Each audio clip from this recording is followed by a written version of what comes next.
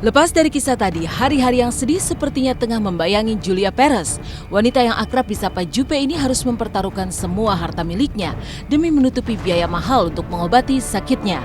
Ya, Juppe memang sempat mengaku sedang sakit mengkhawatirkan di bagian perutnya baru-baru ini. Maka biaya pengobatan pun akan cukup mahal karena Juppe memilih berobat ke luar negeri. Dan kini Juppe mengaku akan menjual rumahnya di daerah Cibubur, Jakarta Timur dan mobil mewahnya untuk biaya berobat. Padahal mobil mewah itu baru ia beli dengan cara mencicil. Mau tak mau, kini harus dilepas. Sakitnya aku ini bukan untuk kayak bahwa saya pengen melewati ini semua secara positif gitu loh sama teman-teman. It's okay. Ya memang harus ada yang dikorbankan. Dan buat saya uang bukan segalanya. Kalau saya jual rumah sama mobil, saya yakin kalau Tuhan berkehendak dalam jangka waktu 2 bulan pun saya bisa dapatkan kembali rumah yang lebih baik. Kalau saya jual sekarang karena reasonnya adalah memang biaya pengobatan saya di Australia ini memang mahal gitu. Jadi mau nggak mau memang ya udah harus jual rumah dan mobil. Saya nggak mau kasih tahu berapa nominalnya, tapi yang pastinya untuk kesehatan saya akan cari kemanapun, yang penting kan sehat. Ya memang Gaston nggak setuju saya jual rumah itu juga karena banyak kenangan. Saya pikir kenangan itu akan hilang begitu saja ketika sayanya sekarang ini lagi membutuhkan pertolongan gitu. Saya harus jual rumah itu. Iya, maksudnya membutuhkan uang yang banyak. Asuransi saya covernya cuma sedikit. Jadi mau nggak mau saya harus jual rumah dan mobil. Itu cuma pegangan aja, pegangan. Sekalian pegangan. Ya kita nggak pernah tahu berapa biaya kan, kita pegangan.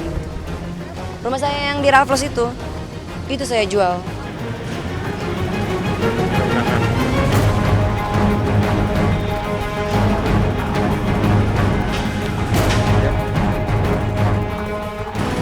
Kayak aja kalau buka dapat. Cowok. Berapa duit sih ini? Berapa duit? Murah. Sebutin dong. Nggak usah disebutin lah, ntar jangan ya, inget ya, di atas langit ada langit. Mungkin saya beli mobil begini, ada yang bilang ada yang lebih kaya daripada saya, bilangnya Ilah norak banget segitu doang. Udahlah nyicil, nyicil, nggak usah perlu dibangga-banggain banget. Tapi yang penting ini buat saya bahagia, jadi saya seneng.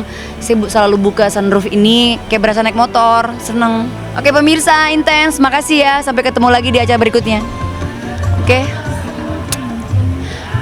Juppe wis seneng, aku rapopo. Dah.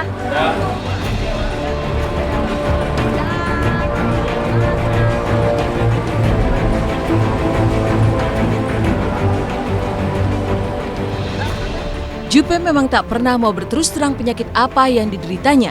Berkali-kali ia hanya mengaku pendarahan. Tapi mengapa kalau hanya pendarahan harus berobat ke luar negeri? Sepertinya ada sesuatu di balik pengakuan DP. Sang ibu pun terlihat biasa saja, tak terkejut mendengar sakit anaknya. Tapi seksolog Dr. Boyke punya analisa lain. Dr. Boyke yang pernah memeriksa Juppe mengaku Juppe tak menderita penyakit yang mengkhawatirkan. Iya, karena kecapean aja kalau menurut pendapat saya. Karena saya juga tahu dia nggak ada masalah apa-apa, hanya premarital check up biasa waktu itu. Tapi kan kebetulan dia tidak berkesinambungan dengan Gaston ya.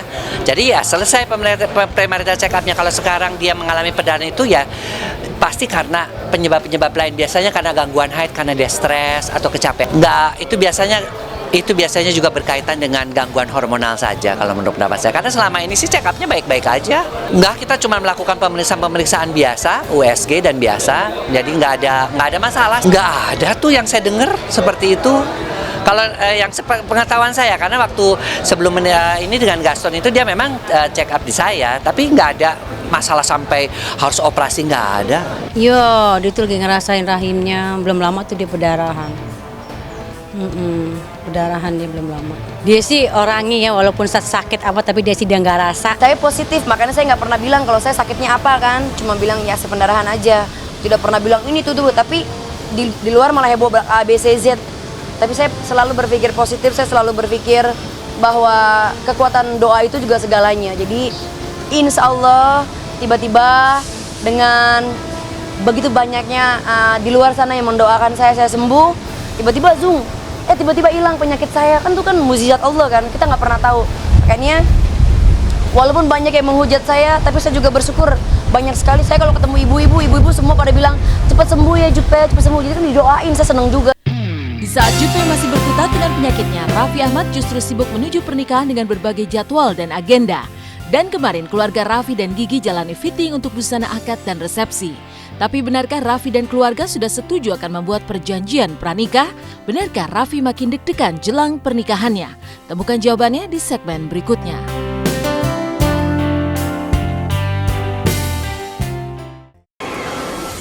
Kian dekat dengan hari pernikahan, keluarga Raffi Ahmad dan Nagita Slavina makin sibuk saja.